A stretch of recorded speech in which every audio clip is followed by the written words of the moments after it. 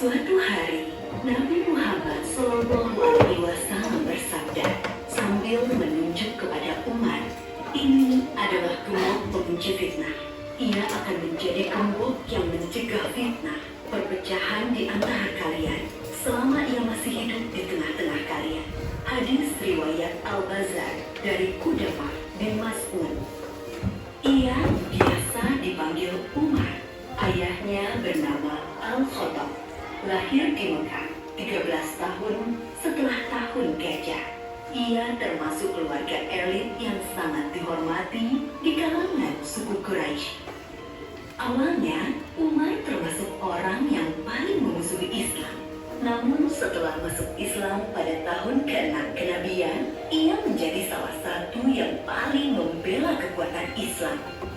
Dengan masuk Islamnya Umar bin Khattab, Allah telah menjawab doa yang telah dipanjatkan Rasulullah SAW 2 hari sebelumnya.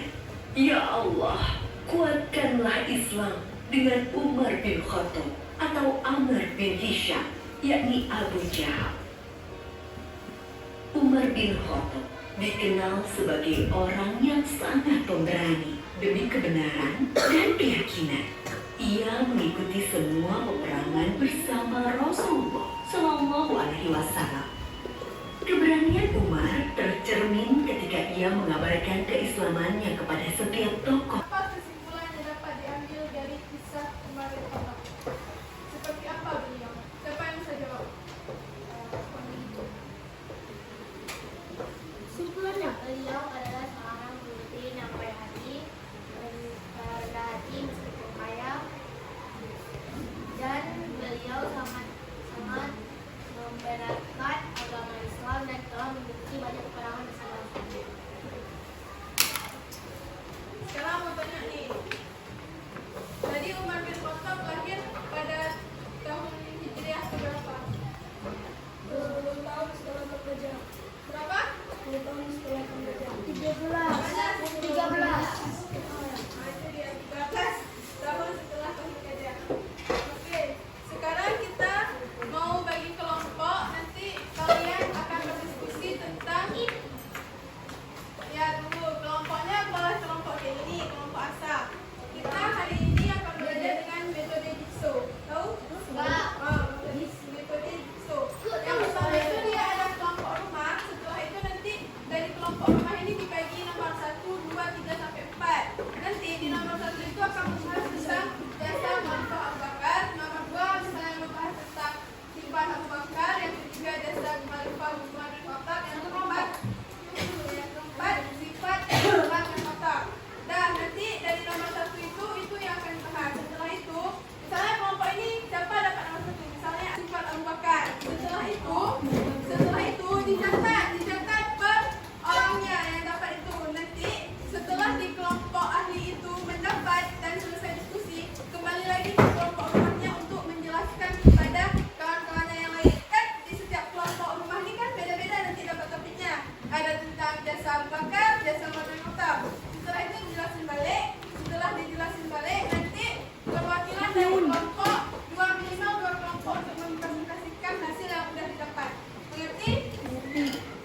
Nah, kelompok A tetap gini kan? Kelompoknya nggak diubah kan? Enggak, kelompok rumahnya tetap kayak gini. Cuman kelompok ahlinya nih yang coba.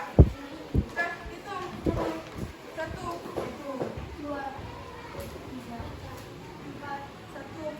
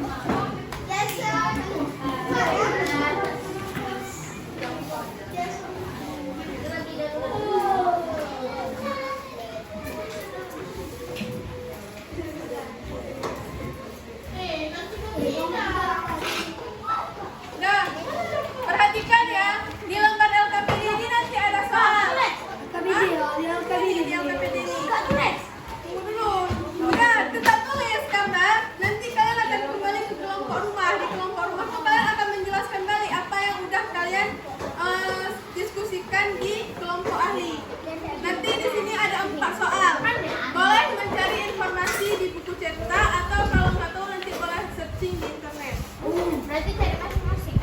Iya, diskusi tapi cari jawabannya nggak selesai diskusi. Setelah itu nanti kan misalnya nomor 1 sebutkan sifat-sifat baik Khalifah Abu Bakar yang perlu dicontoh. Nanti kalian diskusi cari sama-sama gitu. Setelah dicari sama-sama kalian tulis di buku masing-masing. Nah, nanti setelah ditulis di buku masing-masing, setelah waktunya habis diskusi, kalian balik ke kelompok rumah kalian tadi menjelaskan balik kepada kawan-kawan kalian. Karena nanti kan kalian kan dapat topiknya berbeda-beda nih. Nah, gitu. Ngerti? Paham kan? Kalau yang sama bisa kerja sama.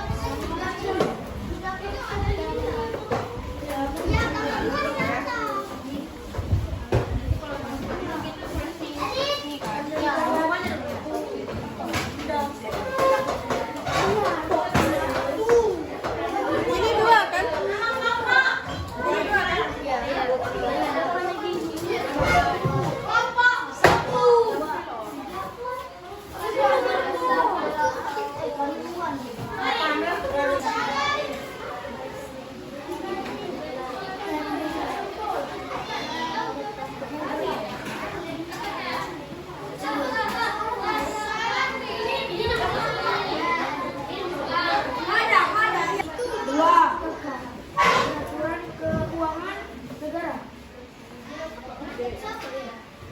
Kepedulian dua organ.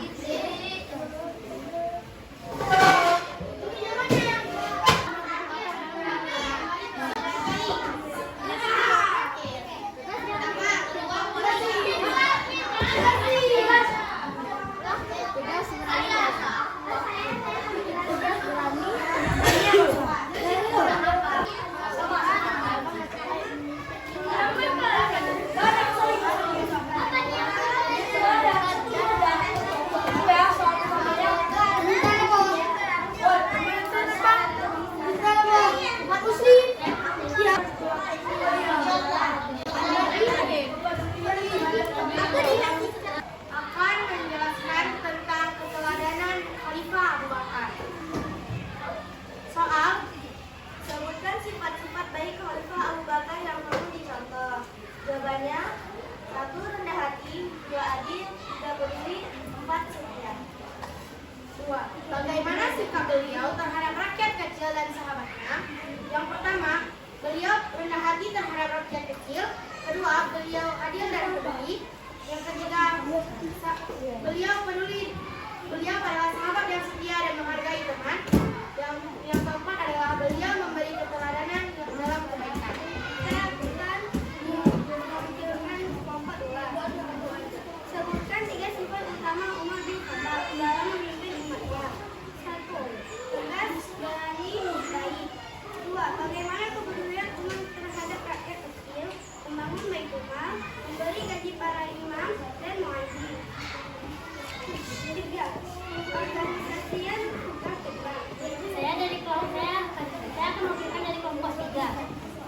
Tentang jasa Khalifah Abu Bakar. 1. Disebutkan beberapa jasa Khalifah Abu Bakar setelah Nabi Muhammad SAW wafat. Jawabannya, memperkuat iman umat, memimpin berjamaah salat, memperkuat Al-Quran, mengurangi kaum murtad, dan mengatur pemerintahan. Soal nomor 2. Mengapa beliau dijuluki sebagai As-Siddiq? Jawabannya, karena Abu Bakar selalu membenarkan kebenaran Nabi bahkan ketika orang lain ragu.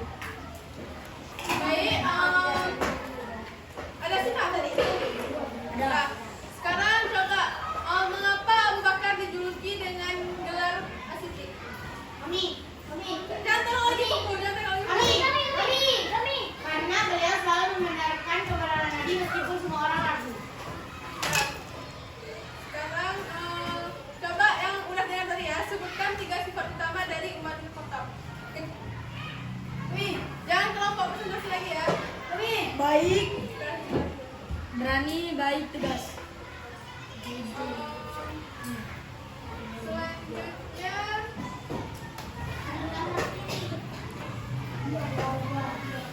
kenapa Umar bin Khattab menetapkan kalender Hijriah? Ada yang dengar tadi? Jangan tidur lagi. Semua jadi acap ya.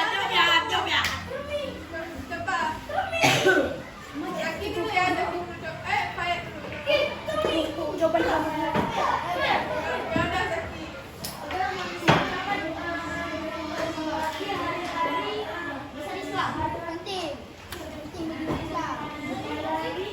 Memperingati Hari Islam. Hari-hari Islam. Oke, baik. Jadi kali ini kita udah belajar tentang jasa Khalifah Abu Bakar dan jasa Umar bin Khattab.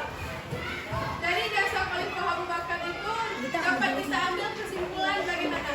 Apa yang dapat kita ambil dari keteladanan kisah Abu Bakar? Sifat yang dapat dicontoh di sekolah adalah jujur, ikhlas, dermawan, setia terhadap Rasulullah, taat kepada Allah, rendah hati, ilmu pengetahuan yang luas, dan keteguhan iman. Kira-kira bisa nggak ditetapkan? Diterapkan seperti ini? Insya Allah. Nah, selanjutnya kesimpulan dari kisah Umar bin Khattab atau jasa-jasa dan keteladanan apa sih yang dapat kita ambil dari kisah Umar bin Khattab? Kepedulian terhadap keamanan negara.